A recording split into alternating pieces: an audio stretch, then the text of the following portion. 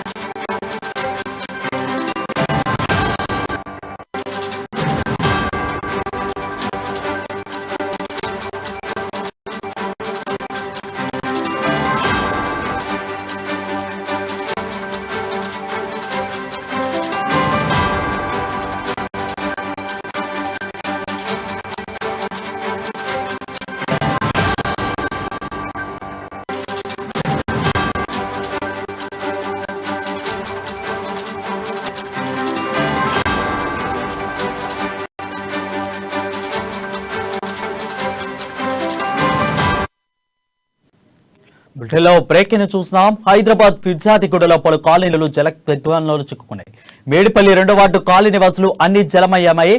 అయితే ఇండ్లలోకి భారీగా వరద నీరు చేరింది. అధికారులు కనీస సదుపాయాలు చేయలేదని ప్రజలు ఆగ్రహం వ్యక్తం చేస్తున్నారు.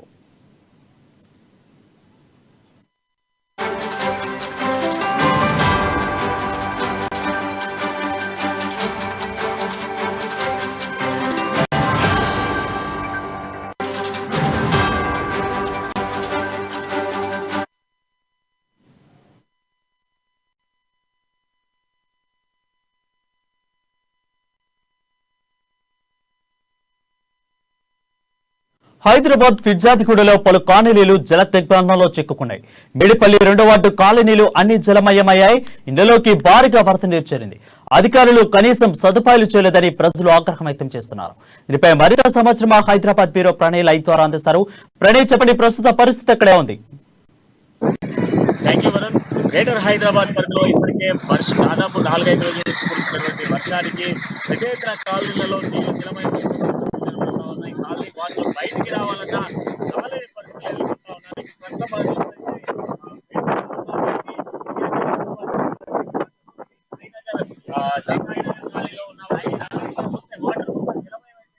మొత్తం ఇళ్లలోకి నీళ్ళు వచ్చినటువంటి పరిస్థితులు అయితే కనబడతా ఉన్నాయి. పెద్ద ఎత్తున కూడా నీళ్ళన్నీ చేరుకోవడంతో ప్రజలు చాలా ఇబ్బందులు ఎదుర్కొంటున్న కనబడతా ఉన్నాయి. చిన్నపాటి వర్షం పడ్డప్పటికీ కూడా ఇక్కడ పెద్ద ఎత్తున వర్షపాతం నమోదైనటువంటి అవకాశాలు ఇక్కడ కాలనీ వాసులు చెప్తా ఉన్నారు. అనేక ఇబ్బందులు ఎదుర్కొంటున్నాము. గత కొంతకాలంగా ఇలాంటి ఇబ్బందులు ఎదుర్కొన్నప్పటికీ కూడా మాకు ఎటువంటి ప్రభుత్వం నుంచి ఎటువంటి సహకారం అందట్లేదంటూ కూడా స్థానికులు వాపోతా ఉన్నారు. అంతేకాకుండా ఇక్కడ మనం చూస్తా ఉన్న నీళ్ళని కూడా ఇక్కడ ఉన్నటువంటి ప్రజలు ఎదుర్కొంటా ఉన్నారు. అయినప్పటికీ కూడా అధికార యంత్రాంగం ఇంతవరకు కూడా అధికార యంత్రాంగం నుంచి ఎటువంటి చలనం లేదంటూ కూడా వాళ్ళు చెప్తా ఉన్నారు. ఇక్కడ నీళ్లు మొత్తం మనం చూస్తా ఉన్నాం. మొత్తం ఇళ్లలోకి వచ్చి ఎటు వెళ్లాలన్నా వెళ్ళలేనటువంటి పరిస్థితులు ఎదుర్కొంటా ఉన్నారు. కాలనీల నుంచి ఎవరు కూడా బయటికి రాలేని పరిస్థితి, వాహనాలు తీయలేనటువంటి పరిస్థితులు ఎదుర్కొంటున్న సిచ్యువేషన్స్ కనబడతా ఉన్నాయంటూ చెప్తా ఉన్నారు. అయితే దీంట్లో ప్రధానంగా మనం చూసుకుంటే ఈ నీళ్ళన్నీ కూడా నిలిచిపోవడంతోనే పెద్ద ఎత్తున ఈ మొత్తం అక్కడ సరౌండింగ్ లో ఉన్నటువంటి వాటర్ అంతా కూడా ఈ కాలనీలలో చేయడం పెద్ద ఎత్తున మనం చూస్తా ఉన్నాం. మోకాళ్ళ లోతులో కూడా నీళ్లు వెళ్తున్న సిచ్యువేషన్ కనబడతా ఉన్నాయి.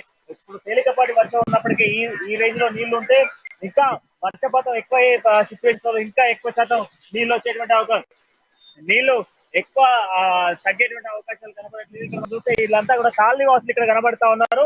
కాలనీ వాసులతో కూడా ఒకసారి మాట్లాడే ప్రయత్నం చేద్దాం. వీళ్ళంతా కూడా మోకాల లోతుల నీళ్ళలో ఎలా జీవిస్తా ఉన్నారో అని తెలుసుకుందాం.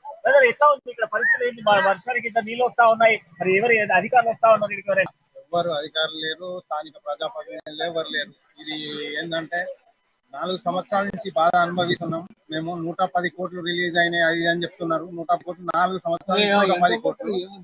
ఇప్పటి వరకు అతి లేదు గతి లేదు, అసలు కూడా వెళ్ళలేదు. ఎప్పటికి ఇట్లానే ఉంటది. చిన్న వర్షం వస్తుందాలు ఇది మొత్తం ఇండ్లన్నీ మునిగిపోతాయి. ఇక్కడ ఏంటంటే దీనికి మెయిన్ కారణం చిన్నచెర్ల చెరువు కాడ వేరే కాలనీకి మలిపే బదులు మనకు 4 పైపులు వేసి ఇటు కింద కాలనీ ఏమన్నా కానీ అన్నట్టు పైప్ లైన్లు వేసారు. కానీ దీనికి అవుట్ ఫ్లో చూపించలేదు. అవుట్ ఫ్లో చూపించుకోకుండా ఇక్కడ మొత్తం కాలనీ అంతా చెరువై మొత్తం కాలనీ ఇళ్ళల్లో నీళ్లు పోయి నిండిపోతున్నాయి, ఇబ్బంది పడుతున్నారు.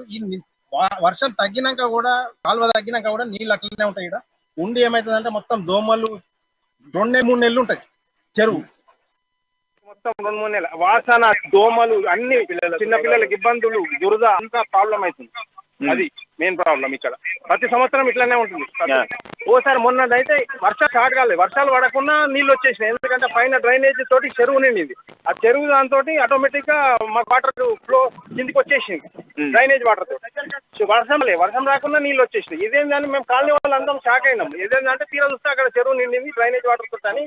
ఆ డ్రైనేజ్ వాటర్ నిండగానే ఆటోమేటిక్ గా మా కాలనీకి నీళ్ళు వచ్చేసినాయి. ఎప్పటికీ ఇదే పరిస్థితి. మొత్తం అన్ని నీళ్ళల్లో మొత్తం కాలనీలన్నీ ఇండ్లు మునిగిపోయినా అన్నం నీళ్ళే. ఇప్పటి వరకు పాపం పిల్లలు అంతా ఇబ్బంది, నాన్న ఇప్పటి వరకు ఎవరు అధికారం రాలేదు, ఏ ప్రజాప్రతినిధి రాలేదు.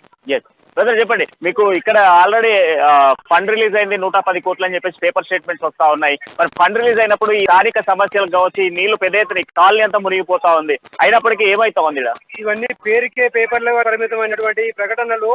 స్థానిక సభ్యులుగా మేము చాలా బాధలు అనుభవిస్తా ఉన్నాము. 4 సంవత్సరాల నుంచి ఈ ప్రాబ్లం పైన మేము స్థానిక ప్రజాప్రతినిధులు కావచ్చు, ఎమ్మెల్యే గారికి కావచ్చు, మినిస్టర్ గారికి కావచ్చు, స్టేట్ లెవెల్లో ఉన్నటువంటి అందరి నాయకులకు ఈ విషయం అంతా తెలుసు. ఇక్కడ మేము ఈ 4 సంవత్సరాల నుంచి ఈ వర్షం నీటితోటి చాలా అవసరం పడుతున్నాము. ఎక్కడి నుంచో చెంగచెల్ల బోడుపల్లి నుంచి వచ్చినటువంటి వాటర్ తోటి మేము సాయినగర్ కాలనీ వాసులము. అక్కడ వచ్చినటువంటి వాటర్, అక్కడి నుంచి వచ్చినటువంటి వాటర్ మా కాలనీలో జలమయమై ఇళ్లలోకి వరద నీరు చేరి పిల్లలము, మేము, మా ఒక వెహికల్స్ చాలా ఇబ్బందులకు గురి అవుతూ ఇప్పటికి కూడా ఒక వారం రోజుల నుంచి వర్షం నీళ్లు ఎక్కడికి వెళ్లకుండా మా కాలనీలోనే ఇక్కడ జలమయం అయిపోయినాయండి. దీనివల్ల ఇంకా ఈ వాటర్, ఇక్కడికి వచ్చిన వాటర్ వెంటనే అక్కడ బయటికి వెళ్లకుండా కూడా ఒక లోతట్టు ప్రాంతంగా మమ్మల్ని ఇక్కడ ఉంచేసి వేరే విధంగా దీన్ని పంపించడానికి కూడా పైప్ లైన్ కానీ వేరే సౌకర్యాలు కానీ కల్పించట్లేదు.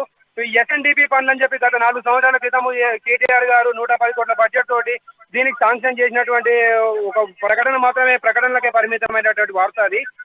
ఇప్పుడు 1 ఇయర్ నుంచే అది జరుగుతుంది అని చెప్తున్నారు. అది అక్కడ పిర్జాదిగూడలో స్టార్ట్ అయినట్టుగా చెప్తున్నారు. అది తవ్వడం, పైప్ లైన్ జస్ట్ వేచి చూపించడం వరకే ఉంది.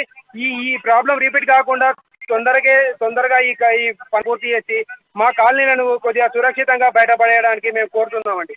సో దాన్ని చెప్పండి, ఇది చాలా రోజుల నుంచి కూడా ఈ సమస్య ఉంది అని చెప్తా ఉన్నారు కదా, మరి ఇప్పుడు ఇక్కడ కాలనీలో ఎంతమంది నివాసం ఉంటారు, ఎన్ని రోజుల నుంచి ఉంటున్నారు, మీరు ఇక్కడ ఎన్ని సంవత్సరాల నుంచి ఉంటారు? నేను గత 10 సంవత్సరాల నుంచి ఇక్కడ ఉంటున్నాను. అప్పుడు ఒక 20 ఇండ్లతో ఉండే, ఇప్పుడు దాదాపు 150-200 ఇండ్లు అయినాయి. చిన్న పిల్లలు అంతా చదువుకుంటోళ్ళు. ఈ వాటర్ ఇక్కడ ఉంటే అంటు రోగాలు కూడా పిల్లలకు వచ్చి అంటు వ్యాధులు వచ్చి మేము హాస్పిటల్ పాలవుతున్నారు. దోమలు ఇవన్నీ, దీనివల్ల చాలా ఇబ్బంది జరుగుతుంది. మేము ఎన్నిసార్లు చెప్పినా కానీ మామూలుగా అవుతుందిలేండి, మరి మనం చేసేది కాదు కదా, అక్కడ బడ్జెట్ లేదు కదా అని అంటారు. ఈ సచివాలయం కట్టడానికి 2-3 నెలల్లో కంప్లీట్ చేయొచ్చు, కానీ ఇక్కడ ఈ కాలనీ వాసులకు ఇన్ని ఇబ్బందులు జరుగుతుంటే కూడా ఒక 110 కోట్లు అంటారు. అది ఇంతవరకు ఏది లేదు. వాళ్ళు రాజు తలుచుకుంటే దెబ్బల కొద్దు అన్నట్టు చేయొచ్చు కదా. అదే సీఎం కానీ ఎవరైనా ఈ ముందుకు వచ్చి ఈ ప్రాబ్లాన్ని చేయాలని కోరుతున్నాం. సో ఇంకొందరు స్థానికులతో మాట్లాడే బ్రదర్ చెప్పండి, ఎలా ఉంది సమస్య, ఎలా ఎదుర్కొంటున్నారు? ఈ వాటర్ అంతా కూడా జామ్ అయిపోయిందని చెప్తా ఉన్నారు, మరి ఇంట్లో బయటికి రాలేకపోతా ఉన్నారని చెప్తా ఉన్నారు కదా. సరే, గత 4 సంవత్సరాల నుంచి మా కాలనీలో వాటర్ వస్తున్నది. కనీసం మాకు సీసీ రోడ్లు ఏమన్నా కూడా వేస్తలేరు. ఆ రోడ్లు వేస్తున్నా కనీసం రోడ్ల నుంచి వెహికల్స్ అన్న పోతుంటే నీళ్ళన్నా ఉంటాయి. 110 కోట్లు ఎప్పుడైనా చేసినా కానీ నీళ్ళు వాటర్ అయితే మాకు కనీసం ముందుగా సీసీ రోడ్లన్నా మాకు కంపల్సరీ ఏమన్నా చెప్పండి. ఓకే, సో మనం చూస్తా ఉన్నాము ఇక్కడ ఇళ్లలో నుంచి బయటికి రాలేనటువంటి సిచ్యువేషన్స్ అయితే కనబడతా ఉన్నాయి. అక్కడ చిన్నపిల్లలతో పెద్ద వెళ్తా ఉన్నటువంటి సిచ్యువేషన్ చూడండి. కేవలం ఇక్కడ పేరుకు మాత్రమే తప్ప పనులు ఏమి కావట్లేదంటూ కూడా స్థానికులు వాపోతా ఉన్నారు. 110 కోట్ల రూపాయల ఫండింగ్ ఇస్తాం ఇది అది చెప్తా ఉన్నారు తప్ప స్థానికంగా కూడా ఎటువంటి ఈ సమస్యలకు పరిష్కారం చూపించట్లేదంటూ కూడా స్థానికులు వాపోతా ఉన్నటువంటి సిచ్యువేషన్స్ కనబడతా ఉన్నాయి. మోకాల లోతుల నీళ్లు ఇళ్లలోకి రానేటువంటి సిచ్యువేషన్స్ కనబడతా ఉన్నాయి. ఇక్కడ ఎంతో మంది కూడా జలమయంలో చిక్కుకుపోయి ఉన్నటువంటి సిచ్యువేషన్స్ కూడా కనబడతా ఉన్నాయి. ఈ నీళ్లలో మొత్తం మునిగిపోతున్నటువంటి ఇళ్లను మనం చూస్తా ఉన్నాము. ఇది నగరానికి నడుబొడ్డున ఉన్నటువంటి ప్రాంతానికి సంబంధించి 2 మున్సిపాలిటీలు, ఫిర్యాద్గూడ, బోడుపల్లికి సంబంధించిన 2 మున్సిపాలిటీలో ఉన్నటువంటి ఏరియా. ఈ ఏరియాకి సంబంధించి ఇంతవరకు నామమాత్రంగానే అధికారులు వస్తున్నారు తప్ప ఎటువంటి పనులు చేయట్లేదంటూ కూడా వాపోతున్న సిచ్యువేషన్స్ కనబడతా ఉన్నాయి. ఇక్కడ చూస్తే సరౌండింగ్ లో ఉన్నటువంటి ఇండ్లన్నీ కూడా నీళ్లలో మునిగిపోయినటువంటి సిచ్యువేషన్స్ మనకు కనబడతా ఉన్నాయి. ఇక్కడ చూడొచ్చు మనం క్లియర్ గా కూడా మోకాళ్ళ లోతుల నీళ్లు మోకాల లోతులో నీళ్లు ఉన్నప్పటికీ వీళ్ళు బయటికి రావాలన్నా వెళ్ళలేకపోతున్న సిచ్యువేషన్స్ కూడా కనబడతా ఉన్నాయి. ఇక్కడ వీళ్ళ ప్రజల పరిస్థితులు దయనీయంగా మారిపోతున్న సిచ్యువేషన్స్ ఉన్నాయి. అకాల వర్షాలతో పెద్ద ఎత్తున కూడా గ్రేటర్ హైదరాబాద్ పరిధిలో ఉన్నటువంటి వాటర్ అంతా కూడా ఇక్కడ జామ్ అయిపోతా ఉన్నాయి. స్థానికంగా కూడా 150 నుంచి 200 మంది నివాసం ఉన్నటువంటి ప్రాంతము. ఈ ప్రాంతానికి సంబంధించి శ్రీ సాయినగర్ కాలనీలో ఉన్నటువంటి పరిస్థితి మనం చూస్తా ఉన్నాము. బ్రదర్, ఎక్కడికి వెళ్తా ఉన్నారు ఈ వాటర్ లో? ఎట్లా ఉంది? 4 రోజుల నుంచి మొత్తం వర్షం పడతా ఉన్న సిచ్యువేషన్స్. ఆయన బయటికి వెళ్ళాలన్నా కూడా వెళ్ళలేని సిచ్యువేషన్స్ కనబడతా ఉన్నాయి.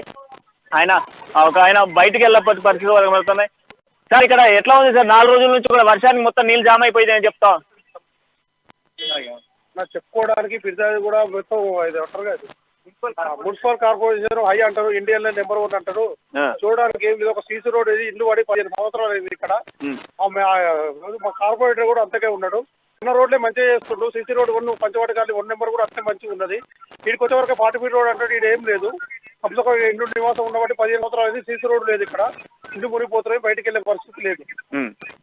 సో ఇది మొత్తంగా ఇళ్లలోకి నీళ్ళు వస్తా ఉన్నాయి, ఇళ్లలో నుంచి బయటికి రాలేని సిచ్యువేషన్స్ ఉన్నాయంటూ కూడా స్థానికులు చెప్తా ఉన్నారు. పేరుకు మాత్రమే పెద్దపీఠం, పనులు మాత్రం శూన్యం అనేటువంటి పరిస్థితులు కనబడతా ఉన్నాయి. ఇళ్లలో నుంచి బయటికి వెళ్ళాలన్నా కూడా వెళ్ళలేము అని చెప్పేసి వెళ్ళలేని పరిస్థితులు కనబడతా ఉన్నాయి. ఇక్కడ మొత్తం ఇళ్లన్నీ కూడా ఈ కాలనీలో చూసుకుంటే మొత్తం ఇళ్లన్నీ కూడా మునిగిపోయినటువంటి సిచ్యువేషన్స్ ఉన్నాయి. గత 4 రోజుల నుంచి కూడా మొత్తం నీళ్ళన్నీ కూడా ఇళ్లలోకి వచ్చేసి అసలు బయటికి రానటువంటి సిచ్యువేషన్స్ కనబడతా ఉన్నాయి.